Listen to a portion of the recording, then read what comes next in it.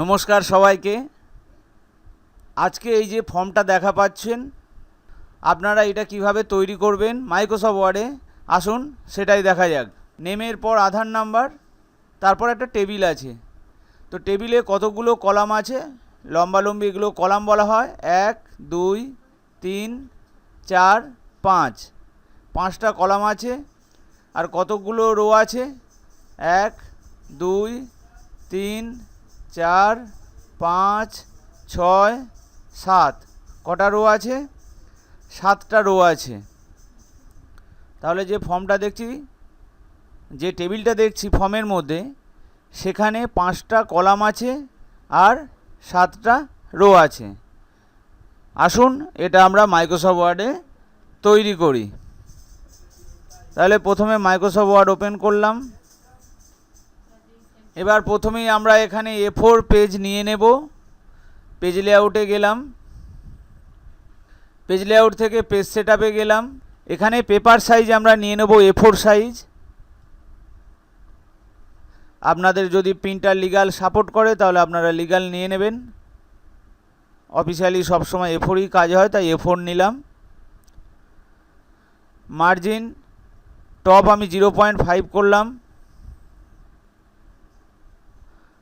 Bottom আমি 0 করলাম, left 0.5,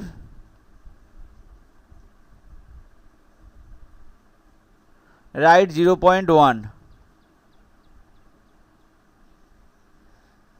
এবং আমার ওরিয়েন্টেশন অর্থাৎ প্রিন্ট আউটটা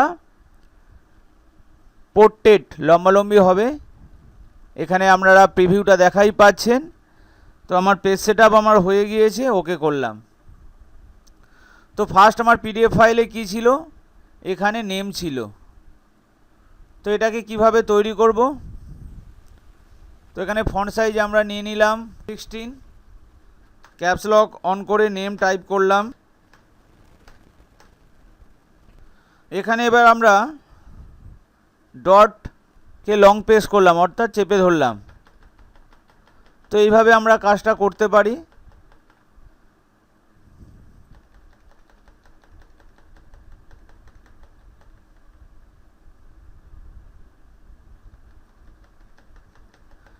আর এরপর আমরা এটা অ্যাডভান্স মোডে দেখি কিভাবে কাজটা করব। তো আমি চাই আমার এখানে 6.5 পর্যন্ত ওই লাইনটা আসুক, ডট ডট লাইন। তাহলে এখানে ডবল ক্লিক করলাম। ট্যাব সেটিং এসে গেছে।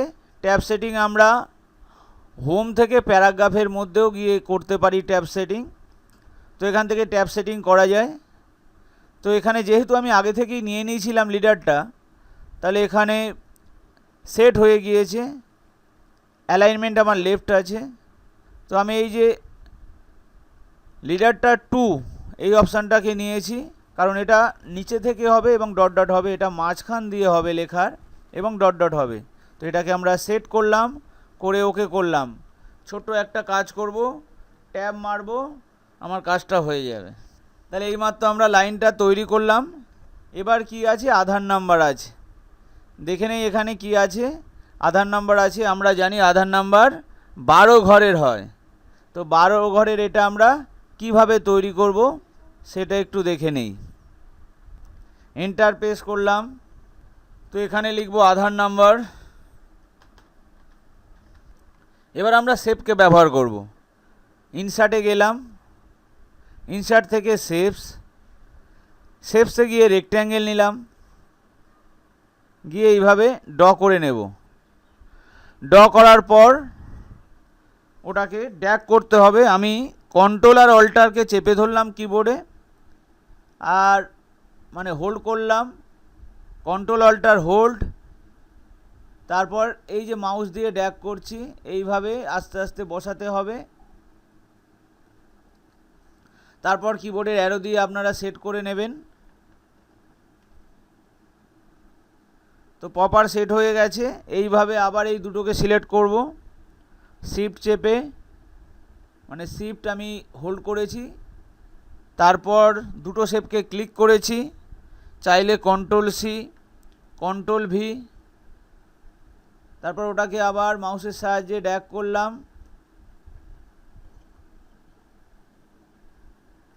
তারপর ওটাকে সেট করতে হবে। তো এখন ভিতরে ফাঁকা হবে কিভাবে, এইভাবে আমরা পরপর স্টেপ করব।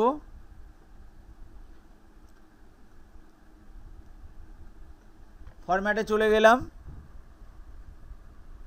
একটু মনে রাখবেন শিফট চেপে সমস্ত শেপসকে সিলেক্ট করতে হবে, যেহেতু চারটে আমি গ্রুপ করে নিই, আলাদা আলাদা করেছি, তাই শিফট চেপে আমাকে সিলেক্ট করতে হবে। তারপর ফরম্যাটে গেলাম, ফরম্যাট থেকে শেপ ফিল, এখান থেকে আমি নো ফিল করলাম। তাহলে এইভাবে আমরা বক্স তৈরি করতে পারি, যেটা অনেকটা জটিল হবে, দেরি হবে। তো এটার আমরা অ্যাডভান্স মোডে কাজটা করি। তো এটাকে আমরা ডিলিট করলাম। এখানে এখন টাইপ করব 2610, কত 2610, অল্ট এক্স, অল্টার চেপে এক্স। তো চেক বক্সটা হয়ে গিয়েছে। এটার ফন্ট সাইজটা একটু বাড়িয়ে নিই, এই যে লেখাটা আছে কাট করে নিচ্ছি, কারণ এটা আমি যখনই ফন্ট সাইজ বাড়াচ্ছি তো লেখাটা আমার বেস লাইনের থেকে কিছুটা নিচে নেমে যাচ্ছে। এই সমস্যার সমাধানও আমরা করব। আগে আমরা 12টা চেকবক্স খুব দ্রুত তৈরি করে নিই। তো এটাকে আমরা কপি করলাম, কন্ট্রোল সি। কপি করার পর কার্সার এখানে রাখতে হবে। এবার কন্ট্রোল ভি 11 বার। তো আমরা দেখলাম খুব সহজেই চেকবক্সটি তৈরি হয়ে গিয়েছে। এবার আমরা এই লেখাটাকে এখান থেকে সিলেক্ট করলাম, এইভাবে কাট করলাম, ইনসার্ট গেলাম, ইনসার্ট থেকে টেক্সট বক্স, এখান থেকে ডট টেক্সট বক্স নিয়ে একটা বক্স করে নিলাম।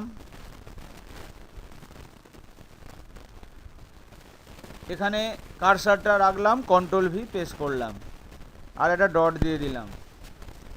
তো লেখাটা আমার এসে গিয়েছে। এবার টেক্সট বক্সটাকে নিয়ে আমি এখানে সেট করলাম। টেক্সট বক্সটা যে বর্ডার আছে সেটাকে আমরা শেপ আউটলাইন, নো আউটলাইন করলাম, আর শেপ ফিল, নো ফিল করলাম। তো এখন আর কেউ বুঝতে পারবে না যে ওটা আমি টেক্সট বক্স ব্যবহার করেছি। ইনসার্টে গেলাম, ইনসার্ট থেকে টেবিল, টেবিলে গিয়ে ইনসার্ট টেবিল, কলাম ছিল 5 আর রো ছিল 7, ওকে করলাম।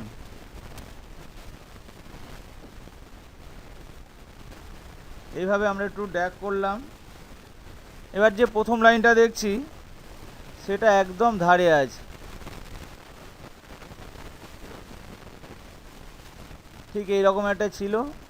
তারপরের লাইনটা এইদিকে এইভাবে আমরা সরিয়ে নিলাম, মাঝের লাইনটা এখানে রাখলাম,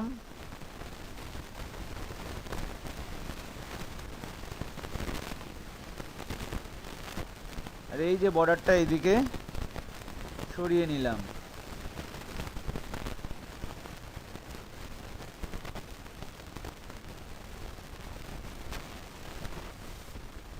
এবার যে প্রথমটা দেখা পাচ্ছেন, এই যে ছাড়টা আছে সেটা আমরা কি করব সেটা দেখাই।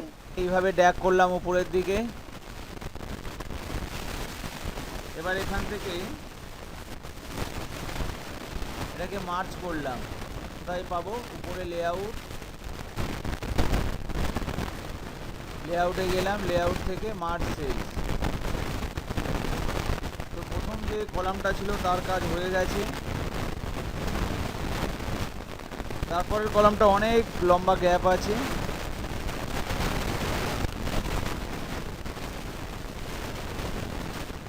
তো এইরকম গ্যাপ ছিল, আমরা গ্যাপ তৈরি করে নিলাম। এবার এটা পুরোটাই দেখছি মার্জ আছে এখান থেকে, তো এইভাবে সিলেক্ট করে নিলাম, মার্জ সেলস করলাম। এই ফরম্যাটটা হয়ে গিয়েছে। তারপর এখানে 3টে লাইন আছে,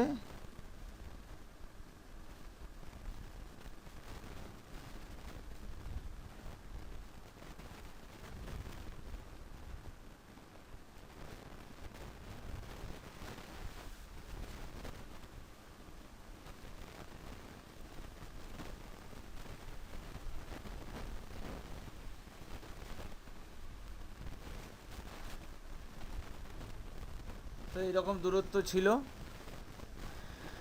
এখান থেকে আমার 3 লাইন যেটা আছে এটা মার্জ হবে। এই যে সিলেক্ট করলাম মার্জ সেলস, এটা সিলেক্ট করলাম এই একই নিয়মে মার্জ সেলস, আবার একই নিয়মে সিলেক্ট করলাম মার্জ সেলস।